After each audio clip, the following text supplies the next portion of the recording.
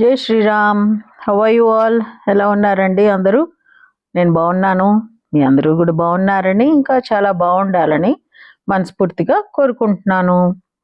ఈ పండగ టైంలో నువ్వు పప్పుతోటి ఒక స్వీట్ చూపించాను కదా, సో స్వీట్ తినని వాళ్ళు నన్ను తిట్టుకుంటారేమో అని ఎప్పుడు స్వీట్లో చూపిస్తుంటుంది గాయత్రి అని కొంచెం హాట్ కూడా చూపిద్దాము. అది మల్టీపర్పస్గా కూడా ఉపయోగిస్తుంది అన్నమాట. ఇప్పుడు నేను చూపించేది అదే అండి. మళ్ళీ నువ్వుపప్పుతోటే ఒక 2 గ్లాసులు నువ్వుపప్పు అయితే నేను తీసుకున్నాను అప్రాక్సిమేట్గా. అంటే మనం ఎంత వాడతాం అన్న దాన్ని బట్టి, అంతకన్నా ఏం లేదు. అలా 2 గ్లాసులు నువ్వుపప్పు తీసుకుని సిమ్లో పెట్టి స్టవ్ చక్కగా అవి కొంచెం ఇలా ఉబ్బి మంచి వాసన వచ్చే వరకు వేయించాలి. సేమ్ నిన్నటిదే రిపీట్. ఇక్కడ ఈ ప్రాసెస్ మటుకు నిన్న మనం చేసుకున్నాం కదా నువ్వుపప్పు స్వీట్, ఇది మీకు షేర్ చేశాను కదా, ఇది మటుకు సేమ్ అనమాట.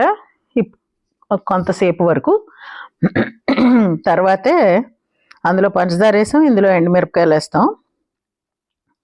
సో అలా మెల్లిగా సన్నగా చక్కగా ఒక 2 గ్లాసులు కాబట్టి ఒక 3 to 4 minutes అయితే పడుతుంది. 5 minutes వరకు కూడా పట్టచ్చు. సిమ్లో పెడతాం కాబట్టి చక్కగా అలా వేయించుకోవాలి. అవి మంచిగా వేగాయి అనడానికి మనకి మంచి వాసన వస్తుంది అనమాట.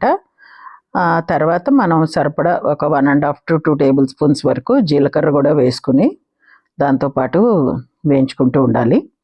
ఇవి కూడా వేగిన తర్వాత అప్పుడు మనం ఎండుమిరపకాయలు, ఒకవేళ తొడిమిలు ఏమైనా తీసుకోవాలంటే లోపల తీసి పెట్టుకుని ఎండుమిరపకాయలు కూడా వీటితో పాటే కలిపి వేయించేసుకోవచ్చు. అదిగో అవి వేగుతుంటేమో నేను మెల్లిగా ఎండుమిరపకాయల తొడిమిలు తీసుకుంటున్నాను. ఒక 2 గ్లాసులు నువ్వుపప్పు అన్నాను కదా, ఒక 30 వరకు అయితే ఈజీగా ఎండుమిరపకాయలు పడతాయండి. ఒక 30-35 వరకు కూడా.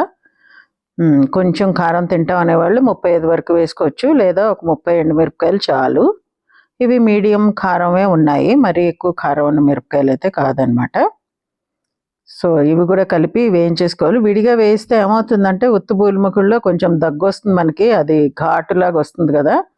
దానికన్నా నయం నువ్వుపప్పులోనే వేసి వేయించేసుకుంటే మనకు అంత ఘాటుగా అనిపించదు. అందుకని నేను పప్పులోనే వేసి వేయించేస్తున్నాను అనమాట. ఇది మల్టీపర్పస్గా పనికొస్తుంది అని చెప్పాను కదా.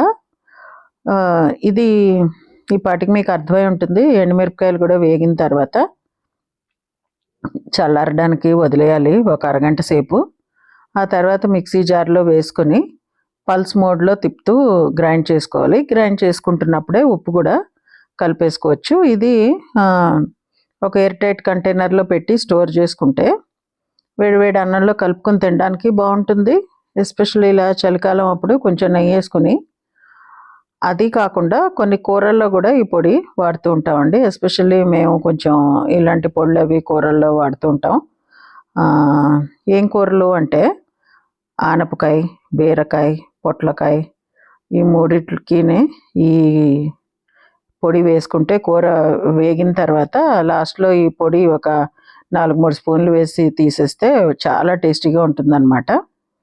అంటే కొంతప్పుడు ఉల్లిపాయలు అవి వాడని రోజులు కూడా ఉంటూ ఉంటాయి కదా, అలాంటప్పుడు ఈ పొడితో చేసుకోవచ్చు. టేస్ట్ అయితే చాలా చాలా బాగుంటుంది. మీకు ఆల్రెడీ తెలిస్తే సరే, ఒకవేళ ఎవరికైనా తెలియని వాళ్ళు ఉంటే ఈ పొడి వేసి కూడా మీరు ట్రై చేయండి. కూర టేస్ట్ చాలా బాగా వస్తుంది. అన్నంలో కలుపుకొని తింటే కూడా చాలా బాగుంటుందండి. 2 విధాలా పనికొస్తుంది ఇది. అందుకని మేము చేసి పెట్టుకుంటూనే ఉంటాం. మ్యాక్సిమం ఒక నెల రోజులు అయితే ఈజీగా ఉంటుంది, ఏమీ టెన్షన్ పడక్కర్లేదు. నెల రోజుల వరకు మన ఇళ్ళలో ఉండనివారు యాక్చువల్లీ. ఇది చాలా టేస్టీ ఉంటుందని పిల్లలు వాళ్ళు కూడా బాగా ఇంట్రెస్ట్గా తింటారు. ఇదిగో మిక్సీలో వేసి గ్రైండ్ చేస్తున్నాను అనమాట. గ్రైండ్ చేసాక ఇలా వస్తుంది. మరీ ఫైన్ పౌడర్ లాగా అయితే అవ్వకూడదు, నిజానికి అలా అవ్వదు కూడా. అలా చేయాలని ట్రై చేస్తే ఏమవుతుందంటే నూనె వదిలేస్తుంది పప్పు, దాంతో ఇలా ముద్దలాగా వచ్చేస్తుంది. నేను ఫస్ట్ దాంట్లో వేయలేదు, సో సెకండ్ దాంట్లో మొత్తం సరిపడా ఉప్పు వేసేసుకున్నాను అనమాట. ఇప్పుడు అంతా బాగా కలిసేటట్టు చక్కగా కలిపేస్తున్నాను. ఎక్కడైనా చిన్న చిన్న ఉండల్లాగా ఫామ్ అయినా చేసినా అవన్నీ కూడా చితికిపోయి యూనిఫామ్గా తయారవుతాయి కదా అని. సో ఈ పొడి కూడా చాలా మంచిదండి, హెల్త్కి మంచిదే, టేస్ట్ కూడా చాలా బాగుంటుంది. అండ్ ఇందులో వెల్లుల్లిపాయలు అవన్నీ ఏం వేయరండి, ఈ నువ్వు పొడికి ఆ వెల్లుల్లిపాయలు అసలు కనెక్ట్ అవ్వవు అనమాట. సో ఇదండి ఈరోజు మా రెసిపీ, మా వీడియో మీకు నచ్చింది అనుకుంటా. నచ్చితే please like, share and subscribe to my channel Varahi world. Signing off for today folks. జై హింద్.